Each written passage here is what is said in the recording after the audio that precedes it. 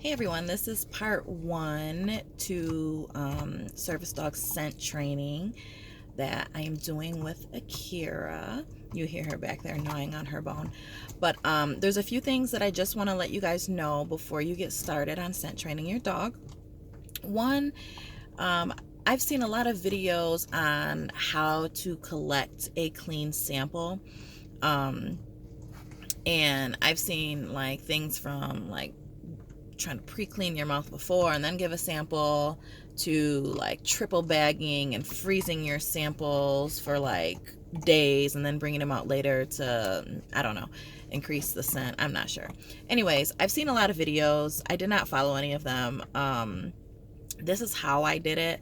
I know a lot of people use baggies and things like that. I like to use Doob tubes.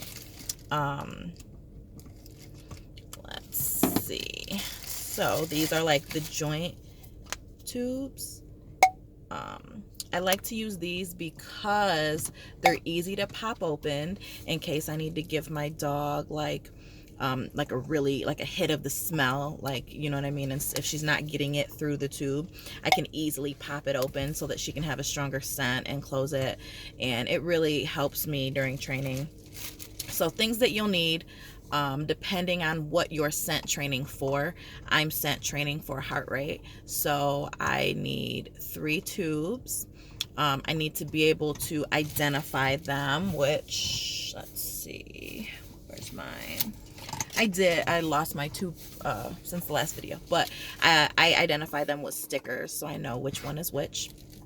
And then in order to collect a sample, what I did was I took a cotton ball, I stuffed it inside my Doob tube, and okay, so there's different ways you can do this, and then I spit like in the Doob tube like a whole lot, like if you were taking one of those like 1, 2, 3 and or what is it, 23andMe like DNA samples, you gotta like spit in the tube. So I spit in there just like that and made sure that the cotton ball was completely saturated in my saliva. So I took samples of my saliva when I was having a low heart rate episode, samples of my saliva when I was having a normal heart rate, and samples of my saliva when I had a high heart rate. So just a little bit of background of things that your dog needs to know first, or our experience. I was first diagnosed with POTS, which is a heart condition that's characterized by like extreme highs and lows in your like heart rate, depending on when you change positions.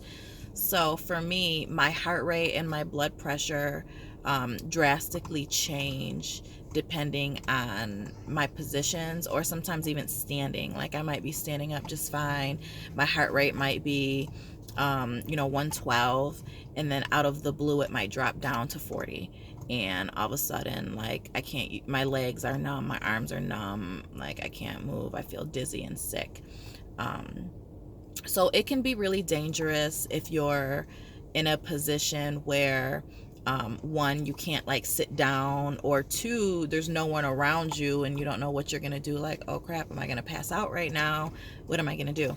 So and I also have seizures and different things like that. So Akira, say hi. Akira is my service dog. She is, let's see, she is 15 months old, so a year and a few months, and we've been training for a long time, since she was about 8 weeks old. So Akira knows a lot of English, which is very helpful, and she probably knows like 30 to 40 different commands right now. So do not expect your dog to look exactly how my dog looks. Every dog's progress is different.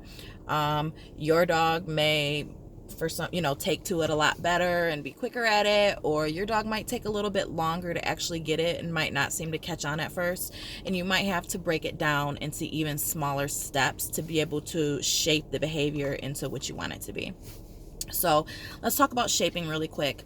Shaping is where you take the behavior into steps and you ultimately take those steps to shape it into how you ultimately want it to be.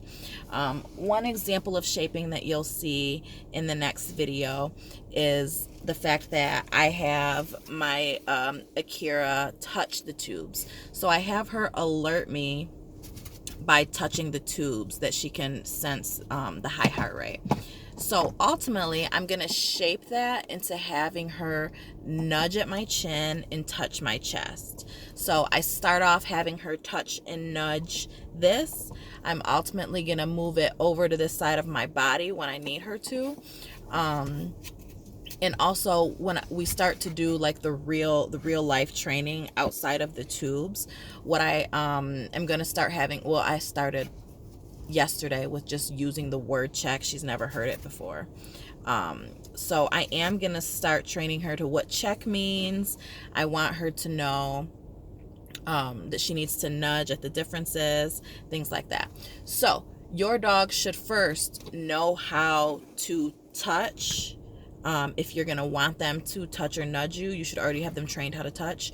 You should have them trained how to bark, speak, alert, if that's something you want them to do. So whatever alert you want them to do, make sure that they already have it down. They're already trained. This is not the time to try to like cluster train and throw a bunch of terms at your dog that your dog doesn't know and then expect them to miraculously be able to conduct the behavior properly and know exactly how you want them to act. Remember, our dogs are not mind readers. We do have to work with them, train them, and help them through it. And it's also important to know that we always want to set our dogs up for success. So